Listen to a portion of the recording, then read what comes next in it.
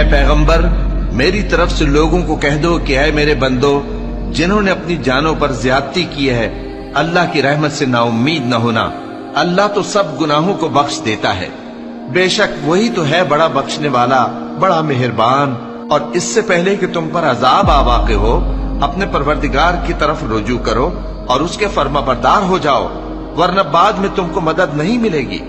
اور اس سے پہلے کہ تم پر ناگہاں عذاب آ جائے اور تم کو خبر بھی نہ ہو، اس نہایت اچھی کتاب کی جو تمہارے پروردگار کی طرف سے تمہاری جانب نازل ہوئی ہے پیروی کرو۔ ایسا نہ ہو کہ اس وقت کوئی شخص کہنے لگے کہ ہائے اس کوتاہی پر افسوس ہے جو میں نے اللہ کا حق ماننے میں کی، اور میں تو ہنسی ہی کرتا رہا، یا یہ کہنے لگے کہ اگر اللہ مجھ کو ہدایت دیتا تو میں بھی پرہیزگاروں میں ہوتا، یا جب عذاب دیکھ لے تو کہنے لگے کہ اگر مجھے پھر ایک دفعہ دنیا میں جانا ہو تو میں نیکوکاروں میں ہو جاؤں۔